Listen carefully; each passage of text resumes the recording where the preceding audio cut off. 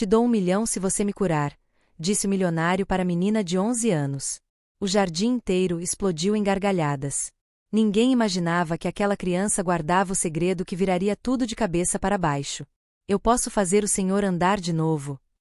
As palavras de Luna cortaram o ar do Jardim das Acácias como uma lâmina afiada. O silêncio durou apenas uma fração de segundo, antes que gargalhadas explodissem de todos os lados. Gargalhadas altas, cruéis, ensurdecedoras. Eduardo Mascarenhas, o empresário mais temido da cidade, sentado em sua cadeira de rodas italiana, que custava mais que um carro popular, jogou a cabeça para trás e riu com tanta força que lágrimas se formaram em seus olhos. Não lágrimas de emoção, lágrimas de escárnio absoluto. Você pode me fazer andar, ele repetiu entre risos, limpando os olhos com um lenço de seda. Uma menina descalça, suja de terra, que vive de caridade alheia, pode me curar. Ao redor, dezenas de pessoas que haviam se reunido no jardim do orfanato para a suposta demonstração do dom riam. Vizinhos curiosos, famílias que vinham buscar informações sobre adoção. Até funcionários do lugar não conseguiam conter o riso diante da ousadia daquela criança. Luna, com apenas 11 anos, permanecia imóvel diante do homem na cadeira de rodas. Seus pés descalços estavam sujos da terra do jardim, onde ela havia passado a manhã cuidando das ervas medicinais. Seu vestido rosa desbotado tinha manchas e remendos que contavam histórias de anos sendo passado de criança para criança. Seus cabelos castanhos estavam presos em um rabo de cavalo simples, com mechas rebeldes escapando e caindo sobre os olhos. Mas eram seus olhos que incomodavam. Olhos que não deveriam existir em uma criança. Olhos que carregavam uma profundidade, uma compreensão, uma tristeza antiga que fazia adultos desviarem o olhar. Patético! Um homem gordo, de bigode, gritou das fileiras de trás, batendo palmas. Essa é a tal curandeira milagrosa. Melhor voltar para suas bonecas, menina. Alguém deveria chamar a polícia. Uma mulher de óculos escuros vociferou. Isso é charlatanice. Estão enganando pessoas desesperadas. Fraude, fraude. Outros começaram a cantar, transformando o jardim em um circo de crueldade. Eduardo ergueu a mão, pedindo silêncio. Quando as gargalhadas diminuíram, ele se inclinou para a frente na cadeira, seu rosto ficando perigosamente próximo ao de Luna. Seu hálito cheirava a uísque caro e raiva antiga. Sabe o que eu acho, garotinha? Ele sussurrou, alto o suficiente para todos escutarem. Acho que você e essa diretora do orfanato bolaram um esquema muito inteligente. Espalham rumores de curas milagrosas, famílias desesperadas começam a fazer doações e vocês vivem às custas da esperança alheia. Ele sorriu, frio. Genial. Criminoso, mas genial. Não é assim. Dona Amélia, a diretora, deu um passo à frente, o rosto enrugado vermelho de indignação e medo. Luna nunca pediu dinheiro de ninguém. As pessoas vêm porque querem, porque ela tem um dom. Um dom de mentir. Eduardo cortou com um grito que fez várias crianças menores começarem a chorar. De enganar tolos e ingênuos. Ele abriu sua pasta de couro legítimo e retirou uma caneta dourada Montblanc. Com movimentos teatrais, pegou um talão de cheques e começou a preencher. A multidão murmurava, tentando ver o que estava acontecendo. Muito bem, pequena mentirosa. Eduardo terminou de escrever e ergueu o cheque no ar, alto o suficiente para todos verem. Vamos acabar com essa farsa de uma vez por todas. Te dou 1 milhão de reais. Ofegos coletivos ecoaram pelo jardim. 1 milhão de reais. Era mais dinheiro do que a maioria daquelas pessoas veria em uma vida inteira. Se você me curar, Eduardo continuou, o sorriso se transformando em algo predatório. Se você me fizer andar novamente com suas mãozinhas mágicas, aqui e agora, na frente de todos. O silêncio que caiu era diferente. Agora não era mais zombaria. Era tensão, expectativa, medo. E quando você falhar, Eduardo continuou, saboreando cada palavra como um predador saboreia o medo da presa. Quando você for exposta como a fraude que é, quero que você se ajoelhe aqui na frente de todos e admita. Admita que nunca curou ninguém, que tudo foi mentira, que você é uma golpista que manipula a fé de pessoas desesperadas. Senhor Mascarenhas, isso é desumano. Dona Amélia tinha lágrimas nos olhos. Ela é uma criança. O senhor não pode humilhá-la assim. Uma criança que finge ter poderes divinos. Eduardo não desviou os olhos de Luna. Então, aceita o desafio? 1 milhão de reais. Tudo que seu orfanato precisa. Comida para anos, reformas, educação, tudo. Ele jogou o cheque no chão, aos pés descalços de Luna. Mas só se você me curar agora. Luna olhou para o papel no chão. As outras crianças do orfanato, suas irmãs de coração, estavam espalhadas pelo jardim. Carolina, que tinha asma e acordava todas as noites tossindo. Mateus, que tinha problemas no coração e não podia correr como as outras crianças. Beatriz, que era surda de um ouvido e sonhava em conseguir um aparelho auditivo. R$1 milhão poderia mudar a vida de todas elas. Mas Luna não se moveu. Ela simplesmente ergueu os olhos e encarou Eduardo Mascarenhas com aquela serenidade perturbadora. Eu não curou ninguém. A multidão explodiu novamente. Gritos, risos, xingamentos. Está vendo? Está vendo? Ela admitiu. Fraude. Eu sabia. Alguém chame a polícia. Eduardo sorriu, vitorioso. Finalmente um pouco de honestidade. Eu não curou ninguém, Luna repetiu, e sua voz infantil de repente pareceu muito mais velha, porque a cura não vem de mim. Vem da pessoa. Eu só ajudo elas a lembrarem que ainda podem escolher. Bobagem filosófica. Eduardo cuspiu. Palavras bonitas para disfarçar uma mentira feia. O senhor pode andar, Luna disse, e não era uma pergunta. Era uma afirmação, uma certeza absoluta que fez o sorriso de Eduardo vacilar. Não posso. Os médicos disseram que minha lesão na coluna é irreversível. Lesão completa em T12. Nenhuma sensibilidade, nenhum movimento abaixo da cintura. Eu sei mais sobre minha condição do que você jamais saberá sobre qualquer coisa, criança. Os médicos falaram sobre seu corpo. Luna deu um passo mais perto, e Eduardo sentiu algo estranho no peito. Não era medo exatamente, era inquietação. Mas não falaram sobre seu coração. Meu coração funciona perfeitamente. Obrigado. Não esse coração. Luna apontou para o peito de Eduardo. Outro. O que o senhor trancou há 3 anos, no dia do acidente. O mundo parou. Eduardo ficou completamente imóvel. Seu rosto, que segundos antes exibia um sorriso cruel, agora estava petrificado. As cores drenaram de suas bochechas como água sendo sugada por um ralo. Como você ousa? Ele sussurrou, a voz perdendo toda a força. O senhor estava dirigindo, Luna continuou, e agora havia lágrimas nos olhos. Lágrimas que escorriam livremente, deixando trilhas limpas no rosto sujo de terra. Estava no telefone, falando sobre negócios, discutindo, gritando, tão focado em ganhar dinheiro que não viu o caminhão. Cale a boca. Eduardo rugiu, mas a voz saiu quebrada. Você não sabe nada. Seu filho estava no banco de trás. Luna não parou, mesmo com Eduardo tremendo diante dela. Bruno. Ele tinha 8 anos. Estava voltando do treino de futebol. Usava a camisa do time, a número 7. Eduardo começou a tremer, não de raiva, de algo muito pior, reconhecimento, terror absoluto diante do impossível. Como você sabe o nome dele? Como você sabe sobre a camisa? Sua voz estava quase inaudível. Agora a multidão havia silenciado completamente. Não havia mais risos, não havia mais zombaria. Apenas um silêncio pesado, sufocante, enquanto testemunhavam algo que não conseguiam compreender. Dona Amélia tinha as mãos sobre a boca, os olhos arregalados. Agnaldo, o motorista de Eduardo, que havia permanecido ao lado da limusine, deu um passo em direção ao patrão, a face pálida de choque. Ele estava animado porque o time tinha ganhado o jogo. Luna continuou, a voz embargada pelas lágrimas que não paravam de cair. Ele estava te contando sobre o gol que fez, mas você não estava escutando. Você estava gritando ao telefone sobre um contrato que ia perder. E então houve o barulho, o impacto, e depois, silêncio. Pare, por favor, pare, Eduardo implorou. E, pela primeira vez em 3 anos, lágrimas começaram a brotar de seus olhos. Lágrimas que ele havia jurado nunca mais derramar. Como você sabe dessas coisas? Como?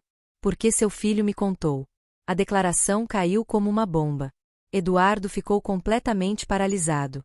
Seu cérebro se recusava a processar aquelas palavras.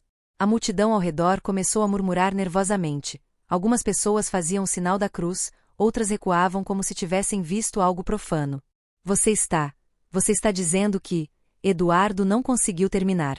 Eu vejo os que partiram às vezes, Luna disse simplesmente, limpando as próprias lágrimas com as costas da mão suja.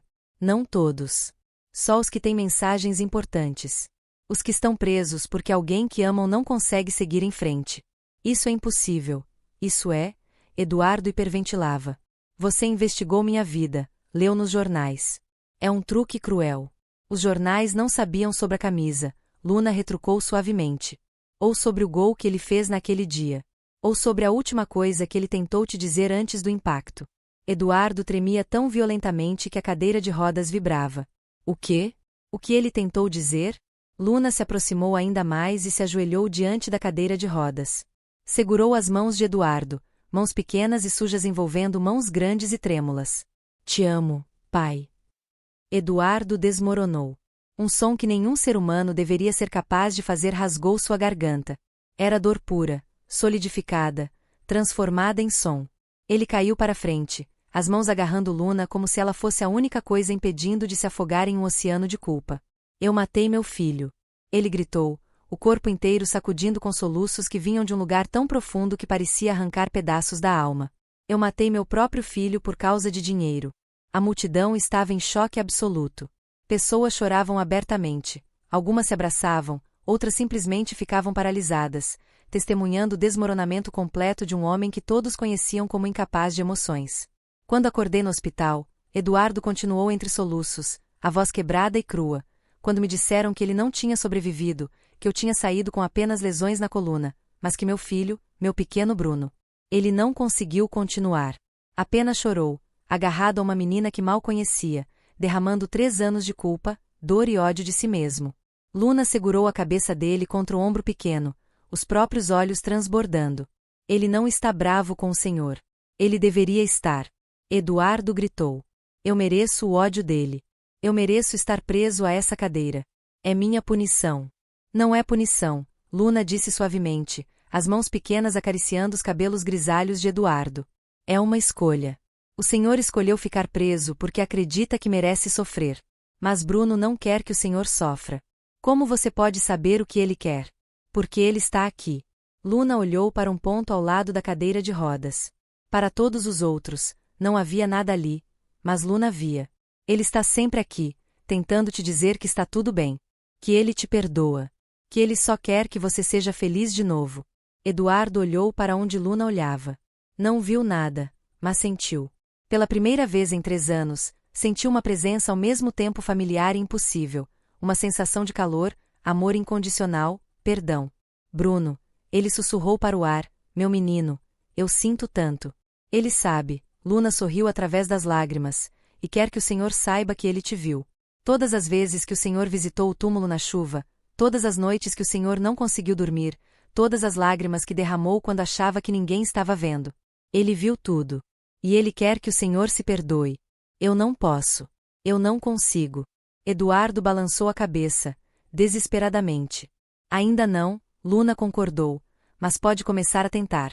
E o primeiro passo é escolher se libertar dessa cadeira. A cadeira não é uma escolha. É um fato médico. O corpo está na cadeira. Luna colocou a mão sobre o coração de Eduardo. Mas é aqui que o Senhor realmente está preso. E essa prisão, essa o Senhor pode abrir.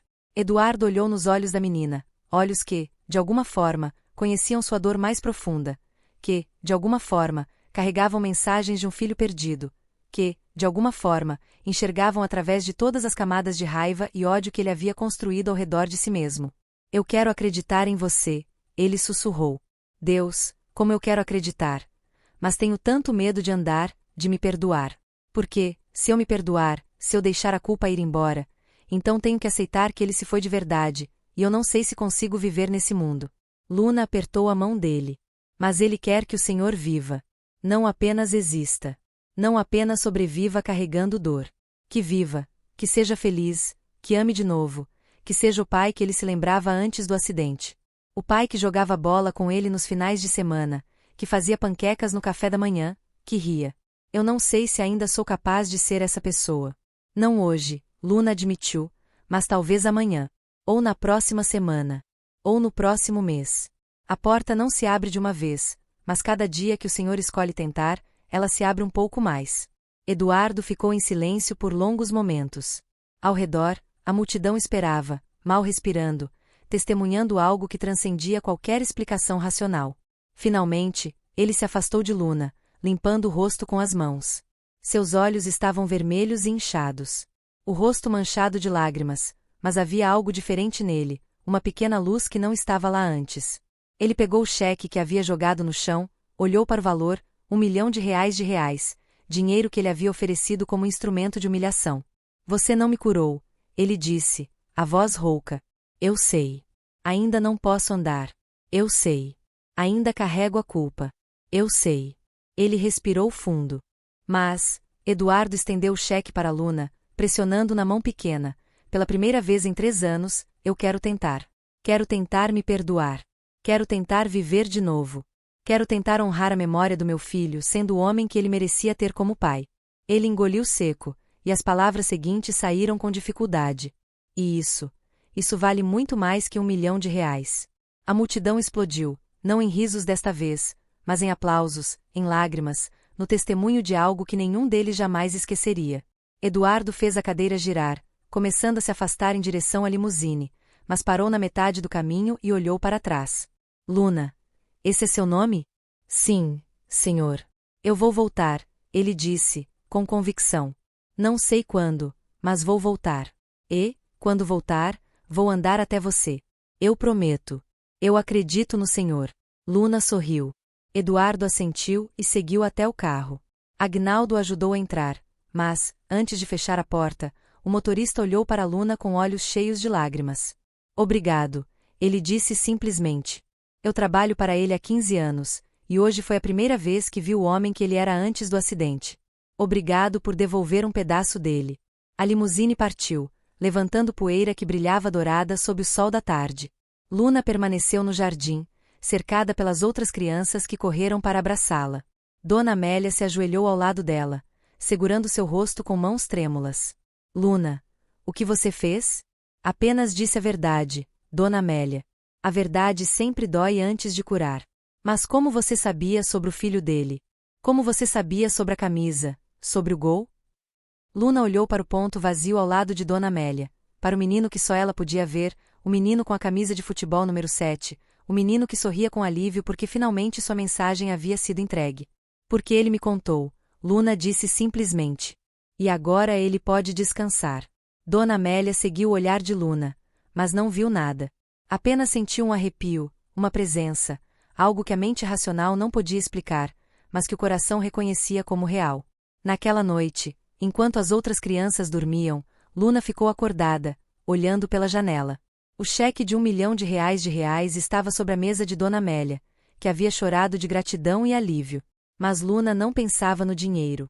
Pensava em Eduardo Mascarenhas, em sua dor, em sua jornada, em sua promessa de voltar.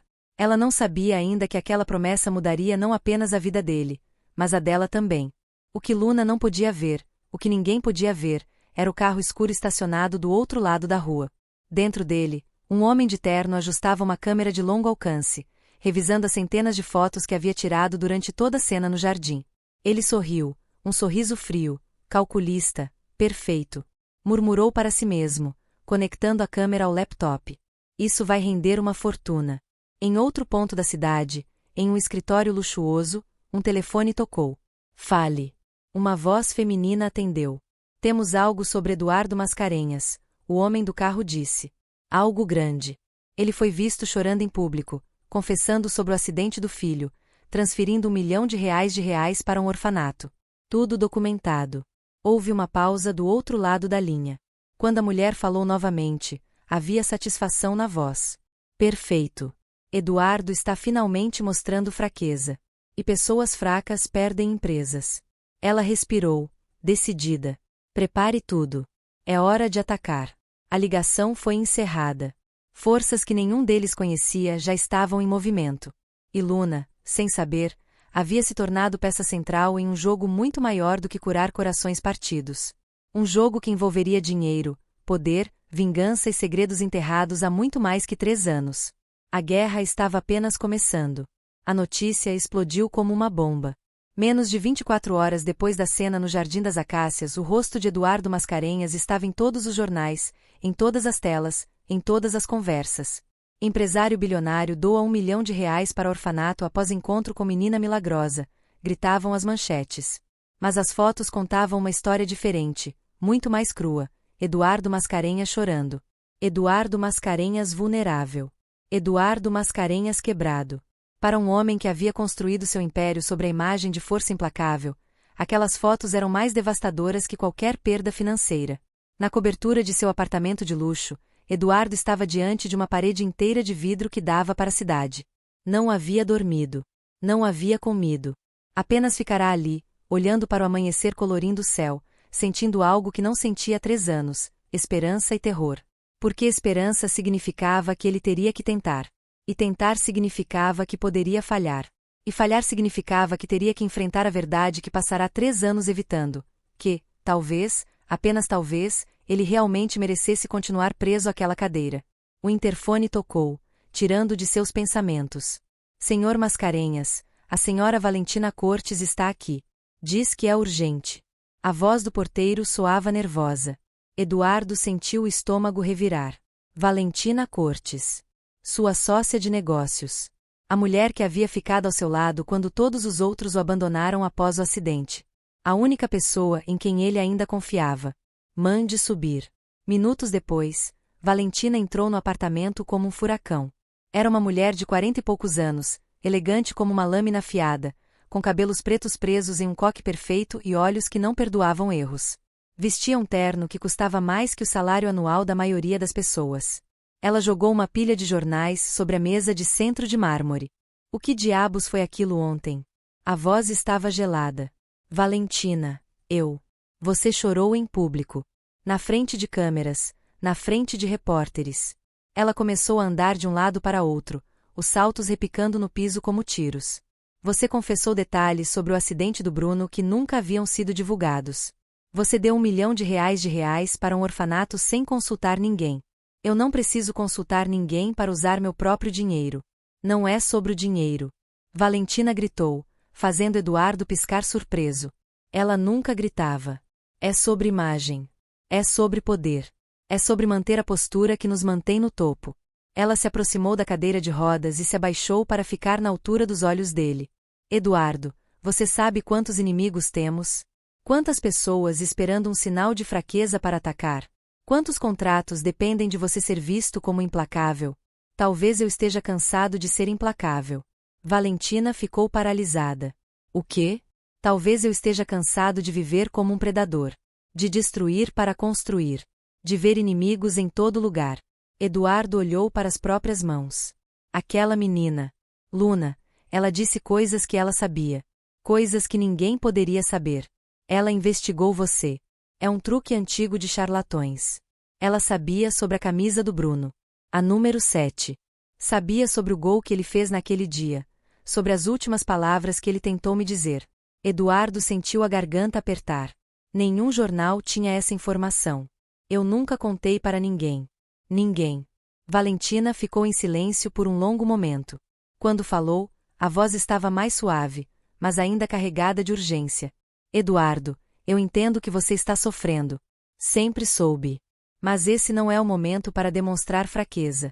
Os acionistas da Corporação Mascarenhas estão nervosos. Já recebi 3 ligações esta manhã de membros do conselho querendo uma reunião de emergência. Deixe que queiram. Eduardo, Valentina agarrou os braços da cadeira de rodas.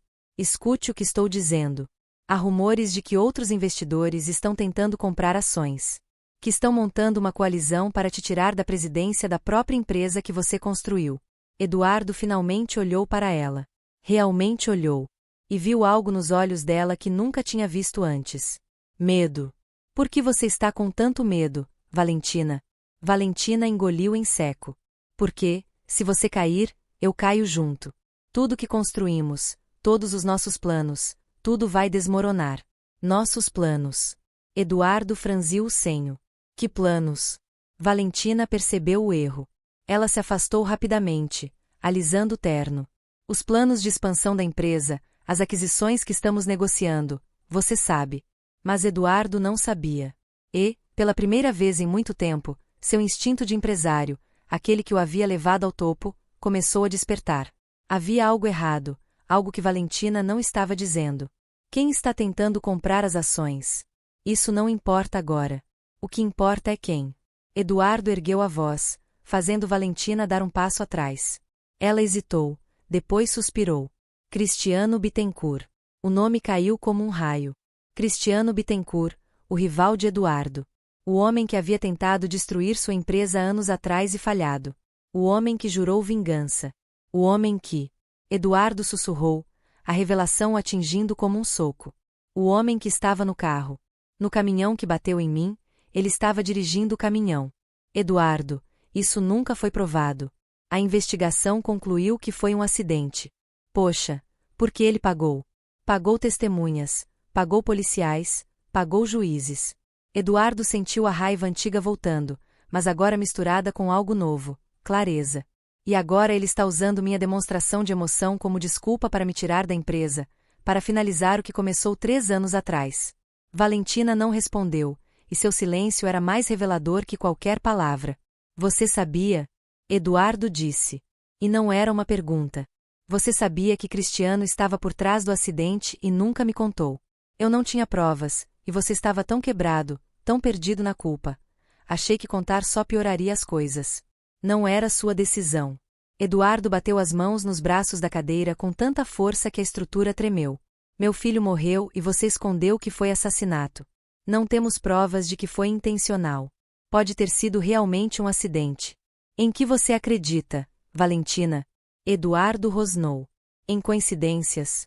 Que meu maior rival, por acaso, estava dirigindo o caminhão que matou meu filho e me prendeu nessa cadeira.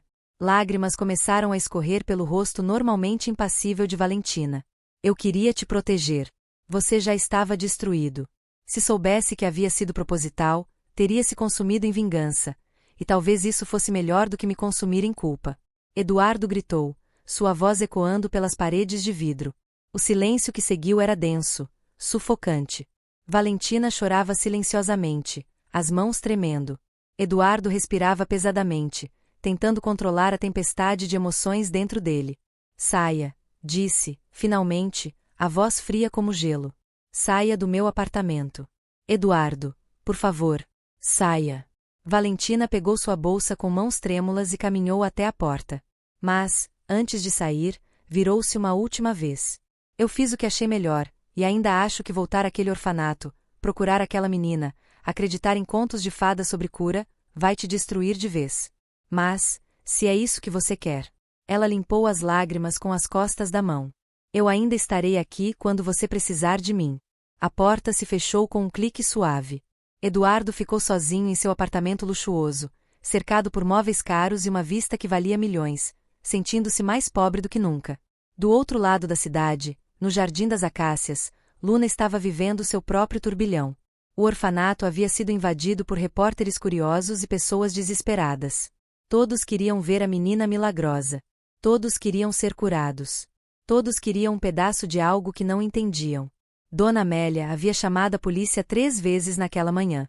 Luna estava escondida no sótão do orfanato, um lugar pequeno e empoeirado onde ninguém geralmente ia. Ela segurava nos braços uma caixa velha de sapatos. Dentro dela estavam as únicas coisas que possuía de sua mãe, uma foto desbotada, um colar simples e uma carta. A carta que ela nunca teve coragem de abrir estava selada com cera vermelha, o papel amarelado pelo tempo. No envelope, escritas em caligrafia elegante, apenas 4 palavras, para Luna, quando estiver pronta. Sua mãe havia deixado aquela carta 9 anos atrás, pouco antes de morrer. Dona Amélia a havia guardado, dizendo que Luna poderia abri-la quando sentisse que era a hora. Mas Luna nunca se sentiu pronta. Tinha medo do que a carta poderia dizer, medo de descobrir que sua mãe estava decepcionada com ela. Medo de palavras finais que não poderia responder. Mas agora, após o encontro com Eduardo, após conectar um pai morto com seu filho vivo, algo dentro dela havia mudado. Com mãos tremendo, Luna quebrou o selo. A carta estava escrita em ambos os lados de uma única folha. A caligrafia de sua mãe, tão familiar, fez seu coração doer. Minha querida Luna. Se você está lendo isso, significa que eu parti. Significa que você está crescendo sem sua mamãe, e meu coração se parte só de pensar nisso. Mas preciso te contar a verdade. Uma verdade que carreguei por muito tempo e que você merece conhecer. Você não é como as outras crianças, minha pequena. Você nunca foi. Desde que era bebê, você via coisas. Apontava para lugares vazios e sorria. Falava com pessoas que não estavam ali. Eu pensava que era imaginação infantil, até aquele dia no hospital. Você tinha 4 anos. Estávamos visitando sua avó, que estava muito doente. Você segurou a mão dela e disse: "Não precisa ter medo, vovó. O vovô está esperando do outro lado. Ele disse que tem um jardim cheio de rosas para você." Sua avó morreu naquela noite com um sorriso no rosto. E eu soube então que você tinha o dom que corria na nossa família, o dom de conectar os mundos, de trazer mensagens dos que partiram para os que ficaram. Minha bisavó tinha esse domingo. Minha avó também. Elas foram perseguidas por isso, chamadas de bruxas, de charlatãs. Por isso, minha mãe nunca me contou, até eu começar a ver também. E agora você, Luna, minha filha. Amada, esse dom é um presente e uma maldição.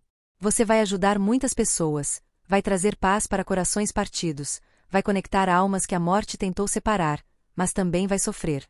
As pessoas vão te usar, vão te acusar, vão te temer, e você vai carregar o peso das dores de todos que procurar ajudar. Por isso te peço, use seu dom com sabedoria. Nunca por dinheiro, nunca por fama, apenas quando sentir em seu coração que é certo. E lembre-se sempre, você não cura, você apenas abre portas. O poder de cura está dentro de cada pessoa.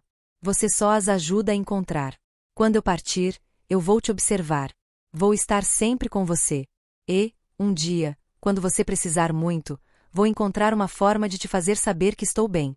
Te amo mais que as estrelas no céu. Para sempre, sua mamãe, Celeste. Luna não percebeu quando começou a chorar.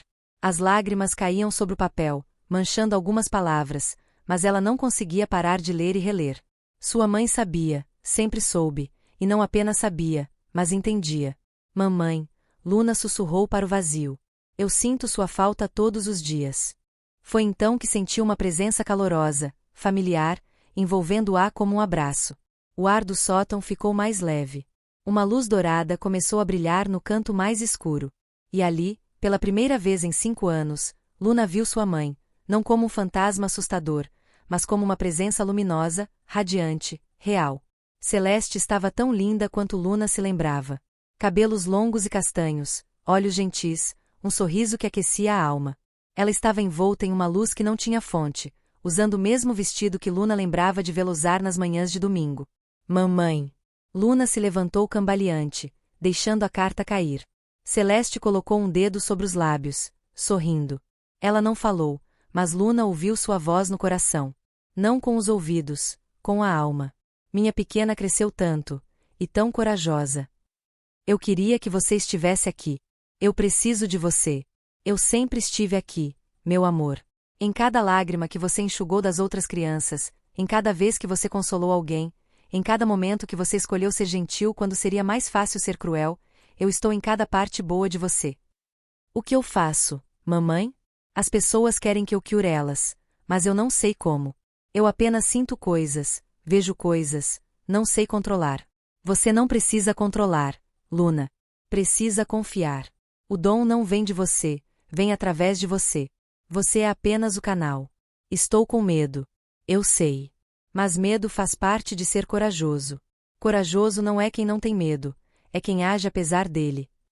Celeste se aproximou e, embora fosse apenas luz e presença, Luna sentiu o calor de um abraço. Sentiu o amor incondicional de uma mãe que havia atravessado mundos para confortar sua filha. O homem que você conheceu ontem, Eduardo, é importante. Não apenas para a cura dele, mas para você também. Há uma conexão entre vocês que vai além do que consegue ver agora. Que conexão? Isso você descobrirá no tempo certo. Mas saiba que ele não veio até você por acaso. Nada é acaso, minha pequena. Tudo tem um propósito. Eu vou vê-lo de novo. Vai. Mais cedo do que imagina. E, quando vir, precisará ser forte, porque há pessoas tentando machucá-lo. Pessoas que escondem segredos terríveis. Que segredos? Mas a luz começou a diminuir. A presença começou a se dissipar. Confie no seu coração, Luna. E lembre-se, você nunca está sozinha. Eu amo você para sempre. Não vai, por favor, não vai. Luna gritou, estendendo as mãos. Mas Celeste já havia desaparecido, deixando apenas uma sensação de paz e o perfume de lavanda que ela sempre usava. Luna caiu de joelhos no piso empoeirado do sótão, chorando. Mas não eram lágrimas de tristeza, eram lágrimas de libertação, de finalmente ter visto sua mãe novamente, de ter recebido a confirmação de que seu dom era real, era dela, era parte de uma linhagem de mulheres fortes. A batida urgente na porta do sótão a tirou do transe. Luna, Luna. Era a voz de Carolina, uma das meninas mais velhas do orfanato. Precisa descer. É o homem da cadeira de rodas. Ele voltou. Luna limpou as lágrimas rapidamente e desceu a escada estreita. Quando chegou ao andar principal, viu, através da janela, a limusine preta estacionada novamente em frente ao portão. Mas havia algo diferente desta vez. Eduardo não estava na cadeira de rodas. Estava apoiado em uma bengala, de pé do lado de fora do carro, as pernas tremendo com esforço, mas de pé. Luna correu para a porta, o coração batendo tão forte que parecia que ia explodir. Dona Amélia tentou segurá-la, mas ela escapou, correndo pelo jardim até Eduardo. Quando parou diante dele, seus olhos se encontraram. Havia lágrimas nos olhos de ambos. Você voltou? Luna sussurrou. Eu prometi, Eduardo respondeu, a voz rouca. E eu consegui dar 3 passos esta manhã. Apenas 3. Mas foram 3 passos que os médicos disseram ser impossível. Você está escolhendo se libertar. Estou tentando. Ele respirou fundo. Mas vim aqui por outro motivo. Luna, você está em perigo. O quê? Há pessoas que não querem que eu melhore. Pessoas que se beneficiam da minha fraqueza. E agora essas pessoas estão fazendo perguntas sobre você, sobre seu dom, sobre como você poderia ser usada. Luna sentiu um calafrio. Minha mãe me avisou. Ela disse. Ela disse que você estava em perigo também. Eduardo piscou. Sua mãe. Ela veio até mim há poucos minutos e disse que há pessoas tentando machucá-lo, que escondem segredos terríveis. Eduardo ficou pálido. Luna, eu descobri hoje que o acidente que matou meu filho não foi acidente. Foi proposital. E o homem responsável está tentando me tirar da minha própria empresa. As peças começaram a se encaixar na mente de Luna. Sua mãe havia dito que havia uma conexão entre ela e Eduardo, uma conexão além do óbvio. Nós precisamos um do outro, ela disse, com certeza. Você precisa de mim para se curar, e eu preciso de você para me proteger. Então vamos nos proteger juntos. Eduardo estendeu a mão. Luna segurou a mão grande e trêmula com sua pequena mão suja de terra. Foi quando os tiros começaram.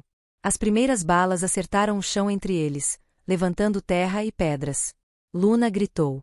Eduardo a puxou para trás do carro, seu corpo caindo pesadamente no chão, porque suas pernas ainda não eram fortes o suficiente. Agnaldo, o motorista, sacou uma arma que Luna não sabia que ele tinha, gritando no rádio por reforços.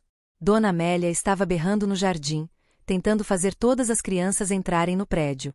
Mais tiros, vidros se estilhaçando, gritos por todos os lados. Eduardo cobriu Luna com seu próprio corpo, protegendo-a enquanto as balas uniam sobre eles. Não saia daqui. Ele gritou. Não importa o que aconteça. Luna estava tremendo, chorando, mas algo dentro dela se acalmou. Ela colocou as mãos sobre o peito de Eduardo, fechou os olhos e orou como nunca havia orado. Os tiros pararam tão abruptamente quanto começaram. Sirenes de polícia podiam ser ouvidas ao longe. Quem quer que estivesse atirando havia fugido. Eduardo olhou para a menina em seus braços. Você está bem? Está machucada? Estou bem, Luna sussurrou. Você me protegeu. Como um pai deveria, Eduardo respondeu. E então percebeu o peso daquelas palavras. Lágrimas começaram a escorrer por seu rosto. Como eu deveria ter protegido Bruno. Você está protegendo agora. Luna colocou a mão no rosto dele. Você está escolhendo ser o pai que ele lembrava, o homem que ele amava. Eduardo a abraçou forte, e ali no chão, cercados por vidro quebrado e perigo, 2 almas quebradas encontraram um pouco de cura uma na outra. Mas o que nenhum deles viu foi o homem em um prédio próximo, abaixando seu rifle de precisão e falando em um fone de ouvido. Alvo não neutralizado. Mantenho vigilância. Do outro lado da linha, uma voz feminina respondeu. Entendido. Mantenha a posição. Próxima tentativa será definitiva. E, desta vez, a menina também precisa ser eliminada. Ela sabe demais. A ligação foi cortada. A guerra não havia terminado, havia apenas começado. E o preço que ambos pagariam seria muito maior do que imaginavam. Ele salvou você. No final, quando mais importava, ele estava lá. Eduardo limpou uma lágrima que escorria pelo rosto dela. E tenho certeza de que ele está em paz agora, porque viu que você está segura. Estou. Luna olhou para ele com olhos assustados. Aquele homem, Cristiano, ele ainda está lá fora. E agora ele sabe sobre mim, sobre o que eu posso fazer. Eduardo ficou tenso. Eu não vou deixar ninguém te machucar. Você está segura aqui. Ninguém está seguro de Cristiano Bittencourt, uma voz disse, da porta. Ambos viraram. Maurício Tavares, o delegado, estava ali com uma expressão sombria que fazia seu rosto parecer 10 anos mais velho. Como você entrou?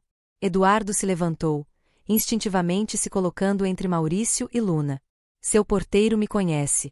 Deixou subir. Maurício entrou no quarto, fechando a porta atrás de si. Precisamos conversar sobre coisas que não posso dizer oficialmente. O que está acontecendo? Maurício puxou um envelope do casaco e jogou na cama. Abra. Eduardo abriu com mãos trêmulas. Dentro havia fotos. Fotos de Cristiano entrando e saindo de prédios governamentais. Fotos dele apertando mãos com políticos, juízes, delegados. E, no meio de tudo, fotos de transferências bancárias, milhões mudando de mãos. Cristiano comprou metade do sistema, Maurício disse, a voz carregada de nojo. Juízes, promotores, policiais. Ele tem gente em todos os níveis. Por isso nunca foi preso pelo acidente. Por isso as investigações sempre levavam a nada. Você tem essas provas. Pode prendê-lo? Eu não posso. Maurício bateu no distintivo no peito. Meu chefe está nessas fotos. O chefe do meu chefe também. Se eu mover um dedo, serei eu quem acaba morto em um acidente. Então por que está me mostrando isso? Porque você tem algo que Cristiano quer. E, enquanto tiver, você tem poder de barganha. Maurício olhou para Luna. A menina. Ele não quer mais matá-la. Quer usá-la. Luna sentiu um calafrio percorrer a espinha. Me usar como? Cristiano perdeu alguém há muitos anos. Sua filha, Helena.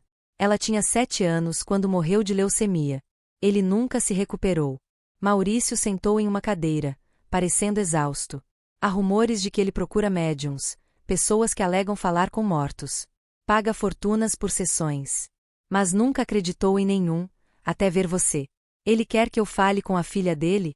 Luna perguntou, a voz saindo pequena. Não apenas isso. Cristiano tem inimigos. Muitos inimigos. E muitos estão mortos. Se você realmente pode se comunicar com os mortos. Maurício deixou a frase no ar. Ele quer informações, Eduardo completou, entendendo. Segredos que pessoas levaram para o túmulo. Senhas de cofres, localização de dinheiro escondido, evidências enterradas. Exatamente. Com seu dom, Luna, Cristiano poderia se tornar intocável. Ninguém poderia esconder nada dele, nem na vida, nem na morte. Luna estava tremendo. Eu não vou fazer isso. Eu não vou usar meu dom para ajudar um homem mau. Eu sei que não vai. Maurício se levantou. Por isso vim aqui para avisar. Cristiano vai tentar te pegar, não pela força, mas por manipulação. Ele vai oferecer coisas que você quer muito. Não há nada que eu queira dele. Tem, sim. Maurício olhou para ela com algo próximo de pena. Ele vai oferecer respostas sobre sua mãe, sobre seu pai, sobre por que você tem esse domingo. Cristiano coleciona informações há décadas. Se há segredos sobre sua família, ele tem. Luna ficou paralisada. A tentação era como uma serpente enrolando-se ao redor do coração. Saber mais sobre sua mãe, entender por que ela havia mentido sobre Pedro, descobrir a verdade sobre sua linhagem de mulheres que viam além do véu. Não caia nessa, Eduardo disse, firmemente, ajoelhando-se na frente dela. Não importa o que ele ofereça. Não vale sua alma. Mas, sem mais, Eduardo segurou o rosto dela com ambas as mãos. Sua mãe te deixou uma carta. Seu pai te salvou mesmo depois de morto. Eles te deram tudo o que você precisava saber, que você é amada, que você é especial, que você tem um propósito. O resto é só detalhe. Lágrimas escorriam pelo rosto de Luna. Eu só queria entender porque eu tenho que carregar isso. Porque você é forte o suficiente. Eduardo a puxou para um abraço. Mais forte do que qualquer criança deveria ser. E eu sinto muito por isso. Mas eu prometo, você não vai carregar sozinha. Não mais. Maurício observava a cena em silêncio. Depois de um momento, ele se dirigiu à porta. Há mais uma coisa que vocês precisam saber. O quê? Eduardo perguntou, sem soltar Luna. O impostor, o que se passou por Pedro, está morto. O ar saiu da sala. Como? Atentado contra a vida. É o que vão dizer oficialmente. Maurício tinha nojo na voz, mas havia marcas de luta. Alguém entrou na cela dele e garantiu que ele nunca falasse. Cristiano está limpando as provas. Eduardo engoliu seco. Está. Valentina também está em risco. Ela sabe demais. Maurício abriu a porta. Mantenham-se seguros. E, Luna, não atenda o telefone para números desconhecidos. Ele vai ligar. E, quando ligar, vai saber exatamente o que dizer para te quebrar. Ele saiu, deixando um silêncio pesado para trás. 2 horas depois, o telefone do apartamento tocou. Eduardo atendeu. Alô? Senhor Mascarenhas. Finalmente. A voz do outro lado era suave, educada, quase calorosa. Meu nome é Cristiano Bittencourt. Acho que precisamos conversar. Eduardo sentiu o sangue gelar. Fez sinal para Luna ficar quieta. Não tenho nada para falar com você. Ah, mas tem. Uma proposta. Uma que pode beneficiar ambos. Você matou meu filho. Foi um acidente lamentável, mas um acidente. Não havia remorso na voz de Cristiano, apenas frieza calculista. Mas posso compensá-lo generosamente. Não há dinheiro no mundo que... Não estou falando de dinheiro, Cristiano interrompeu. Estou falando de respostas sobre o acidente. Sobre por que aconteceu, onde aconteceu, sobre as últimas palavras que seu filho disse. As que ninguém além dele ouviu. Eduardo ficou paralisado. Bruno morreu no impacto. Não houve últimas palavras. Houve 3 palavras que ele sussurrou enquanto a vida escapava. 3 palavras que eu posso te dizer. Se você me der algo em troca. Como você sabe disso? A voz de Eduardo estava quebrada. Porque eu estava lá, no caminhão. E eu ouvi. Cristiano deixou as palavras pairarem no ar como veneno. Então, o que me diz? Uma conversa. Apenas nós 3. Você, eu e a menina especial que está aí com você. Vá para o inferno. Eventualmente. Mas, antes, vou te dar 24 horas para reconsiderar. Cristiano disse, calmamente. Por quê, se não aceitar minha proposta? Eduardo não respondeu. Luna se aproximou e pegou a mão de Eduardo. Eu posso te dizer. O quê? As últimas palavras dele. Eu posso perguntar. Ela fechou os olhos. Bruno, se você está aqui, seu pai precisa saber. O apartamento ficou em silêncio. Eduardo mal respirava, os olhos fixos em Luna, esperando, implorando. Luna abriu os olhos e havia lágrimas neles, mas também um sorriso. Ele disse, não foi culpa sua, pai. Eu te amo. Eduardo desmoronou. Caiu de joelhos, soluçando com uma intensidade que sacudia todo o corpo. Não eram lágrimas de tristeza, eram lágrimas de libertação, de perdão, de um peso sendo finalmente retirado de seus ombros. Luna ajoelhou ao lado dele, segurando-o enquanto ele chorava. E, pela primeira vez desde que se conheceram, era ela quem consolava ele. Você não precisa de Cristiano, ela sussurrou. Você nunca precisou. Eduardo a apertou forte. Obrigado. Obrigado por me libertar. Mas, no momento de maior vulnerabilidade, nenhum deles percebeu a pequena luz vermelha piscando na esquina do teto. Uma câmera. Do outro lado da cidade, Cristiano assistia a cena em um monitor e sorria.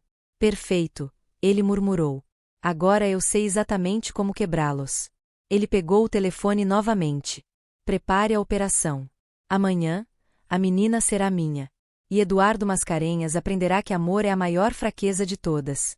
A última batalha estava prestes a começar, e ninguém sairia ileso.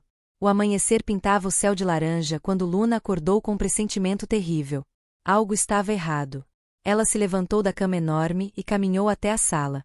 Eduardo estava ali, de pé diante da janela, sem a bengala, completamente sozinho, apenas ele e as próprias pernas o sustentando. Senhor Eduardo, ela chamou, suavemente. Ele se virou, e Luna viu que havia lágrimas em seu rosto, mas também determinação. Consegui, ele disse, a voz quebrando de emoção. Andei da cama até aqui, sozinho. Sem bengala, sem apoio. Pela primeira vez em 3 anos, eu estou realmente de pé. Luna correu até ele, e ele a pegou nos braços, girando-a no ar. Ambos riam e choravam ao mesmo tempo, celebrando um milagre que os médicos haviam dito ser impossível. Mas o momento foi interrompido por uma batida violenta na porta. Eduardo colocou Luna atrás de si quando a porta foi arrombada. Não eram bandidos. Eram policiais, 6 deles, armados até os dentes. Eduardo Mascarenhas, o oficial à frente disse: "Você está preso por suspeita de fraude fiscal, lavagem de dinheiro e manipulação de mercado." "O quê?" Eduardo avançou, mas armas foram apontadas para ele. "Isso é absurdo." "Quem deu essa ordem?" "O juiz Ferreira Bastos." O policial mostrou o mandado. Luna sentiu o coração apertar. Aquele nome estava nas fotos que Maurício havia mostrado, um dos juízes comprados por Cristiano. "E a menina?" Outro policial apontou para Luna. "O mandado diz que ela deve ser levada para um abrigo temporário até a situação ser resolvida." "Não!" Eduardo gritou, tentando alcançar Luna, mas foi brutalmente algemado. "Ela fica comigo. Eu tenho a guarda. Guarda temporária, que acaba de ser revogada." O policial pegou Luna pelo braço, e ela gritou: "Solte ela." Eduardo lutava contra as algemas, as pernas ainda fracas, quase o fazendo cair. "Ela está sob minha proteção." Mas foi inútil. Luna foi arrastada para fora do apartamento, seus gritos ecoando pelos corredores, enquanto Eduardo era levado na direção oposta. No térreo, em vez de uma viatura policial, havia uma limusine preta. E Cristiano Bittencourt estava encostado nela, sorrindo. "Olá, Luna," ele disse, gentilmente, como se fosse um tio querido. "Finalmente nos conhecemos." Luna tentou correr, mas os policiais, na verdade, capangas de Cristiano, a seguraram. Cristiano fez um sinal e eles a soltaram, mas bloquearam todas as rotas de fuga. "Não precisa ter medo. Eu não vou te machucar. Na verdade, tenho um presente para você." Ele estendeu uma foto. Luna pegou com mãos trêmulas. Era sua mãe, Celeste, mas não sozinha. Ela estava em um laboratório, cercada de equipamentos médicos, e ao lado dela estava um homem que Luna não reconhecia. "Sabe quem é esse homem?" Cristiano perguntou. "É meu irmão, Marcelo Bittencourt. Ele era cientista. Estudava fenômenos paranormais, capacidades extrasensoriais, e sua mãe era assistente dele." Luna ficou congelada. "Mentira. Sua mãe não nasceu com o dom, Luna. Ela foi submetida a experimentos. Drogas experimentais que expandem as capacidades cerebrais. E, quando ficou grávida de você." Cristiano sorriu. "As drogas estavam no sistema dela. Você não herdou um domingo. Você foi criada com ele." "Mentira." Luna gritou, jogando a foto no chão. Cristiano continuou, implacável. "Seu pai biológico não era Pedro Martins. Era meu irmão, Marcelo. Ele morreu no mesmo acidente de laboratório que fez Celeste fugir. Ela te escondeu porque tinha medo do que você poderia se tornar, do que eu poderia fazer com você se descobrisse." Luna tremia violentamente. "Por que está me contando isso? Porque você merece a verdade. E porque quero te fazer uma proposta." Cristiano se levantou. "Venha trabalhar comigo. Use seu dom para ajudar pessoas. Pessoas que perderam entes queridos e querem apenas uma última chance de dizer adeus. Vou te pagar generosamente.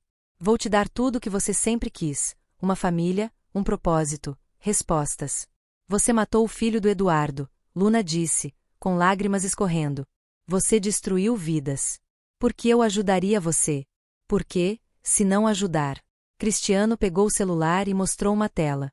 Era uma câmera de segurança. Valentina Cortes estava em uma cela, sozinha, e 3 homens entravam com facas. "Com uma palavra minha, eles a matam lentamente. Dolorosamente," Cristiano disse, calmamente. "Ela é uma traidora. Merece morrer. Mas posso poupá-la, se você concordar em me ajudar." Luna olhou para a tela, depois para Cristiano, depois para os próprios pés. Tudo que ela sempre quis era usar seu dom para ajudar, mas não assim. Não para um monstro. "E se eu recusar? Valentina morre. Eduardo vai para a prisão por crimes que eu forjei. E você volta para o orfanato, sozinha. Novamente." Cristiano inclinou a cabeça. "Ou você aceita. Valentina vive. Eduardo é libertado. E você finalmente descobre toda a verdade sobre quem você realmente é." Era a escolha impossível: salvar estranhos ou salvar a si mesma. Luna fechou os olhos, e pela primeira vez desde que sua mãe morreu, ela orou de verdade. "Mãe, se você está me ouvindo, me diga o que fazer. Foi quando sentiu uma presença quente envolvendo-a. E não era só sua mãe. Era seu pai verdadeiro. Era Pedro. Era Bruno. Eram todas as almas que ela havia ajudado a encontrar paz. E todos eles sussurravam a mesma coisa. Luna abriu os olhos, e havia uma clareza neles que fez Cristiano dar um passo atrás, involuntariamente. Não, ela disse, simplesmente. Não. Cristiano franziu o senho. Você está disposta a deixar Valentina morrer? Valentina fez escolhas. Escolhas ruins que custaram a vida de uma criança, Luna disse, a voz firme, apesar das lágrimas. Não cabe a mim salvá-la ou condená-la. Isso cabe a ela e a Deus. Então Eduardo vai apodrecer na prisão. Se for onde ele precisa estar para aprender algo, então é onde ele deve estar. Mas eu não vou ser sua ferramenta. Eu não vou usar meu dom para alimentar sua ganância. Cristiano ficou vermelho de raiva. Você é apenas uma criança. Você não tem escolha. Sempre temos escolha. Luna deu um passo em direção a ele, e Cristiano recuou. E eu escolho acreditar que o bem vence, mesmo quando parece impossível. Especialmente quando parece impossível. Foi quando os verdadeiros policiais chegaram. Maurício Tavares saiu de uma van, seguido por uma equipe de federais. Ele apontou para Cristiano e gritou. Cristiano Bittencourt está preso. Cristiano piscou, confuso. Como? Você nos subestimou, Maurício disse, algemando pessoalmente. Nem todos somos comprados. Alguns de nós ainda acreditamos em justiça. Maurício apontou para o prédio. E, quando Eduardo percebeu que havia uma câmera no apartamento, ele me ligou. Nós deixamos você fazer sua jogada, gravar sua confissão, nos dar tudo o que precisávamos. Os capangas de Cristiano tentaram fugir, mas foram rapidamente capturados. Eduardo saiu de outra viatura, finalmente livre. Ele correu até Luna e a pegou nos braços, segurando-a como se nunca fosse soltar. Você sabia, Luna? Ele perguntou, olhando nos olhos dela. Sobre a câmera. Descobri durante a noite, e tive que fazer a coisa mais difícil da minha vida, Eduardo disse, com lágrimas. Tive que confiar que você seria forte o suficiente para resistir. E você foi. Ele respirou fundo. Você foi mais forte do que qualquer adulto que eu conheço. Cristiano, sendo empurrado para a viatura, gritou uma última vez. Tudo o que eu disse é verdade. Sobre sua mãe. Sobre você ser um experimento. Luna olhou para ele e sorriu. Não um sorriso cruel, mas um sorriso de paz. Não importa como eu nasci. Importa o que eu escolho fazer com o dom que eu tenho. E eu escolho usar para o bem. Sempre. Cristiano gritou de frustração enquanto era levado. Maurício se aproximou de Eduardo e Luna. Valentina sobreviveu. Os homens foram interceptados antes de entrarem na cela. Ela vai responder pelos crimes. Mas vai viver. E as acusações contra mim? Eduardo perguntou. Fabricadas. Já foram retiradas. Cristiano cometeu o erro de fazer ameaças específicas na ligação gravada. Maurício sorriu, levemente. Ele está acabado. E metade do sistema corrupto vai cair com ele. Semanas se passaram. O julgamento de Cristiano foi rápido e decisivo. Prisão perpétua, sem possibilidade de liberdade condicional. Valentina pegou 10 anos, mas com possibilidade de liberdade após 5, por cooperar com as investigações. Eduardo conseguiu a adoção definitiva de Luna, não mais temporária.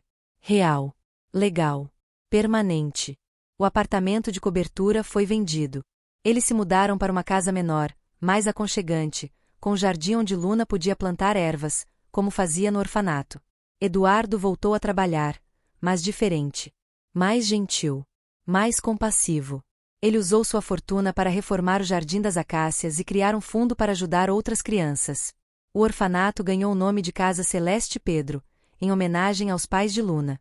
Dona Amélia visitava toda semana, trazendo Carolina, Mateus, Beatriz e as outras crianças para brincarem com Luna. E Luna continuou vendo os que partiram, mas agora com propósito. Ela ajudava famílias a encontrarem paz, sem cobrar nada, apenas abrindo portas entre mundos, para que o amor pudesse fluir em ambas as direções. Em uma manhã ensolarada, Luna estava no jardim quando Eduardo se aproximou. Ele não usava mais bengala. Não precisava. Suas pernas estavam completamente curadas. Luna, tem alguém aqui para ver você. Luna se virou e viu uma mulher na porta. Ela tinha cabelos grisalhos e olhos gentis. E havia algo nela que parecia familiar. Olá, Luna, a mulher disse, com voz suave. Meu nome é Helena. Eu era irmã da sua mãe. Minha tia. Luna ficou paralisada. Eu tenho uma tia. Tem. E tios, e primos. Uma família inteira que sua mãe afastou para te proteger. Helena tinha lágrimas nos olhos. Quando vi você nas notícias, eu soube que era você. Levei tempo para juntar coragem, mas eu queria que soubesse que tem família. Sempre teve. Luna olhou para Eduardo, que sorria, encorajador. Então ela correu para os braços de Helena e, pela primeira vez, abraçou alguém que compartilhava o sangue de sua mãe. Cristiano mentiu sobre muitas coisas. Helena sussurrou nos cabelos dela. Sua mãe nunca foi cobaia. Ela tinha o dom naturalmente, assim como sua avó. E eu também tenho. Ele tentou te manipular, querida. Mas você foi forte demais. Luna chorou de alívio. Ela não era um experimento. Era apenas ela, Luna, com um dom que corria em suas veias através de gerações de mulheres fortes. Naquela noite, Luna estava no quarto quando sentiu uma presença familiar. Bruno estava ali, brilhando suavemente. Você veio se despedir? Luna disse, não como pergunta. O espírito do menino assentiu. Meu pai está curado. Não apenas o corpo, mas o coração. Ele não precisa mais de mim preso aqui. Ele vai sentir sua falta para sempre. Eu sei. Mas eu estarei sempre com ele, só não mais preso. Estarei livre. Feliz. Esperando. Luna sentiu as lágrimas. Obrigada por me ajudar a salvá-lo. Não. Obrigado por me deixar ir. E, com um último sorriso, Bruno desapareceu, não para o vazio, mas para a luz. Luna foi até a sala onde Eduardo lia um livro. Ele levantou os olhos quando ela entrou. Ele se foi, ela disse, suavemente. Eduardo entendeu imediatamente. Lágrimas se formaram em seus olhos, mas, dessa vez, eram lágrimas de paz. Ele está bem. Está feliz, livre e orgulhoso de você. Eduardo abriu os braços e Luna se aconchegou neles. Pai e filha, não de sangue, mas de escolha. E isso era mais forte do que qualquer DNA. Depois de um longo silêncio, Eduardo falou. Você sabe que não precisa usar seu dom se não quiser, né? Você pode ser apenas uma menina. Brincar, estudar, viver. Eu sei, Luna sorriu. Mas eu quero ajudar. Porque esse é meu propósito, não porque alguém me forçou, mas porque eu escolho. Então vou estar ao seu lado sempre. Eu sei, porque você escolheu também. Escolheu se levantar, escolheu perdoar, escolheu amar de novo. Eduardo beijou o topo da cabeça dela. A menina mais sábia que já conheci. Meses se passaram em paz. Luna voltou à escola, fez amigos, viveu como uma criança deveria viver. Mas, nos finais de semana, ela e Eduardo visitavam hospitais e asilos, ajudando pessoas a encontrarem paz antes de partir. Eduardo reconstruiu a empresa sob bases éticas. Muitos funcionários que ele havia demitido cruelmente foram recontratados. Ele pediu perdão publicamente pelos anos de dureza. E todas as noites, antes de dormir, ele entrava no quarto de Luna, se sentava na beira da cama e eles agradeciam. Agradeciam pelas escolhas difíceis, pelos milagres impossíveis, pela segunda chance que ambos receberam. Pai, Luna disse uma noite. Ela havia começado a chamá-lo assim naturalmente, e ele chorava de felicidade toda vez. Você acha que Bruno está orgulhoso de nós? Eduardo olhou para o teto, como se pudesse ver através dele até o céu. Tenho certeza. Assim como sua mãe e seu pai. Eles estão todos orgulhosos. Acha que um dia vamos vê-los de novo? Tenho certeza. Mas não hoje. Hoje temos uma vida inteira para viver. Luna sorriu e fechou os olhos. Eduardo apagou a luz, mas, antes de sair, sussurrou. Obrigado por me salvar, Luna. Você me deu de volta não apenas minhas pernas, mas minha humanidade. Na escuridão do quarto, Luna sussurrou de volta. Você me deu uma família. Estamos quites. E, enquanto a cidade dormia, duas almas que haviam sido quebradas, e remendadas com fios de dor e esperança, descansavam em paz. Porque haviam aprendido a lição mais importante, que cura não vem de mãos mágicas ou poderes sobrenaturais. Vem da escolha. A escolha de perdoar. A escolha de amar. A escolha de se levantar, mesmo quando tudo diz para desistir. E que milagres acontecem não porque são fáceis, mas porque pessoas corajosas se recusam a parar de acreditar. Mesmo quando o mundo inteiro ri. Mesmo quando tudo parece perdido. Mesmo quando andar parece impossível. Eles escolhem tentar. E, às vezes, apenas às vezes, o impossível acontece.